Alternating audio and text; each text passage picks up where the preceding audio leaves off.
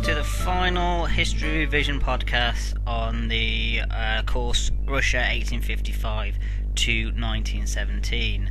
This time we're going to have a look at the historical debate and interpretation about the period, especially about the revolutions. Historical writings about the Russian revolutions had become highly politicised, as little evidence from within Russia was published as the USA became more isolated, and other books published in Russia were banned as their views were not in line with Stalin or whoever was in charge. For example, John Reed's 10 Days That Shook the World, who was actually an eyewitness of the revolution, ignored Stalin's role and praised Trotsky, so Stalin banned it.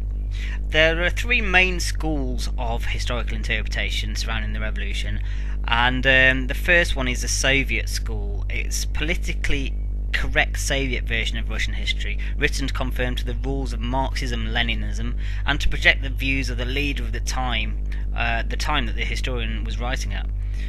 It's largely a thing of the past since the end of communism in Russia. Mikhail Prokofsky was the leading example of Soviet historians who tried to apply Bolshevik revolution in historical studies. There's a liberal school, which is an anti-Soviet view that defended liberal values and saw the revolution as an unfortunate accident. It's often the people who emigrated under Soviet rule to Western Europe or America. They're more diverse than the Soviet school, and they are represented by Pavel Milyukov, who had actually been a cadet and in the provisional government in 1917. He's an example of one of those. The final school really is a revisionist school. They're Western historians reacting against a focus on big events and leaders, and more of a focus on the grassroots of the revolution. And they've only really come to light after the end of the communism, and more documents have been released for us to have a revision of what actually happened. There's also this synthesis group, which is a group of historians that try and synthesize some or all of these schools to come up with their own theory. Let's have a look at the debate about Imperial Russia. The 1917 revolution has been viewed as the failure of Russian liberalism to transform Russia into a constitution and monarchy from an empire, an autocratic empire. This movement for a constitution can be traced back to the reform in the 1860s in Zemstva, but the main question here is whether the fall of the regime was inevitable. Pessimist historians such as Leopold Heimsen argue that the fall of the Tsar was inevitable and that the war merely postponed revolution. Nicholas's poor leadership meant that he's incapable of meeting the social and economic challenges of industrialisation, intensified by the stubborn refusal to grant political reforms. Optimists such as Robert McKean argue that the Tsarism was developing a constitutional system and could have survived, and would have survived if not for World War I, that the autocracy was a victim of a small group of professional revolutionaries.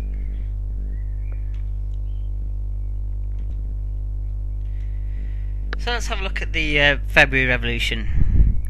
Most historians now interpret the February Revolution as an institutional crisis. Well, not most historians, but many historians.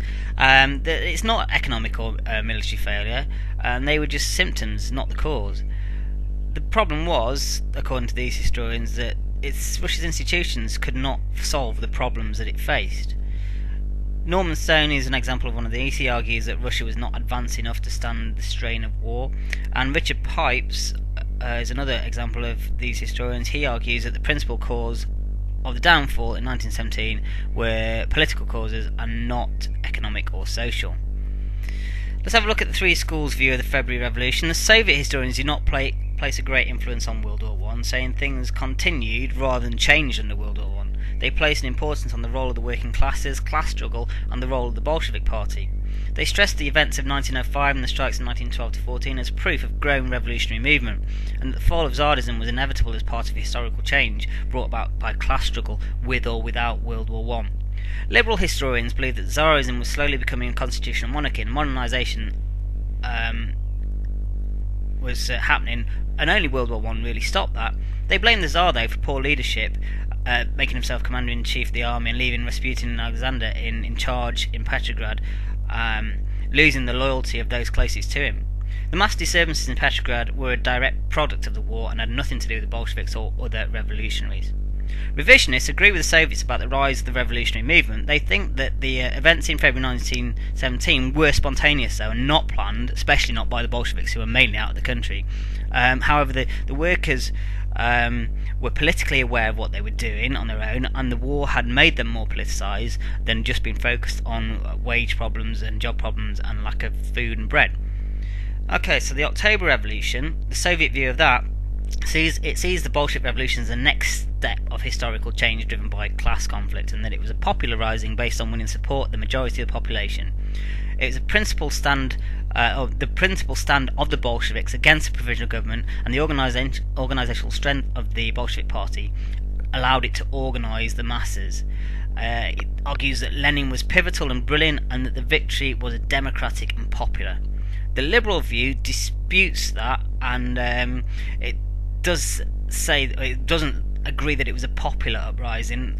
It argues that the Bolsheviks had no widespread support, and that their support was only in the capital and only in the working classes. The support of the army was patchy, and the peasants were mainly loyal to the SRs. And the example they give is after the October Revolution, when the Constituent Assembly was formed, they only had 25% of the seats, or deputies. It sees the October Revolution as a seizure of power, or a coup, by a small, well-organised group who took advantage of chaos and were led by Lenin, who distorted Marxism to his own ends. The revisionist view, there's some support for the Bolsheviks from the masses, but the pattern is complex. It emphasises the need to view events from below. Revisionist historians say that the peasant militancy was their own, not given to them by the Bolsheviks. The army's aims were their own. For example, the relationship with their officers didn't come from the Bolsheviks, and that workers had already showed revolutionary initiative without them. The Bolsheviks adapted their message to include these people, for example the peasants, and saying redistribute the land to the peasants, and therefore did get mass support in places such as Petrograd, but in the army and the peasant support was minimal. The part played by Lenin in the October Revolution has been subject to different historical interpretations as well. It suited Soviet historians to treat him like a hero. Other historians, though, for example E.H. Carr and A. Acton, who are both from Britain, not Soviet historians, have also highlighted his role. These views are based on Lenin's part in winning over the masses with April theses, adapting Marxism to fit Russian circumstances, for example, telescoping the bourgeois and proletariat revolution together, building up Bolshevik membership, spreading propaganda, and most of all, persuading the Central Committee of the Bolsheviks to take action in October. Other historians have argued that Trotsky's role was more important, organising the Red Guard, taking command in the Petrograd Soviet, and dominating the military committee, and actually organising the seizing of power in October. Trotsky himself said that had he or Lenin not been in Petrograd in October, there would not have been a revolution. Other historians, such as Robert Service from Britain, have suggested Russia was headed for a socialist takeover anyway. The workers themselves were truly revolutionary and not just the playthings of the Bolsheviks, and Lenin simply hijacked this revolutionary fervour and made sure it was a Bolshevik revolution. The critics of Lenin have argued that Lenin wasn't even in Russia for most of 1917, and that he simply reacted to events and constantly deferred to the Central Committee of the Bolshevik Party anyway. They say the weakness of the provisional government was more critical, that Lenin came to power by false pretences, for example saying all power to the Soviets, then not giving them power, and that Lenin didn't even try to create a Russian revolution, saying only in Petrograd when he was in Russia.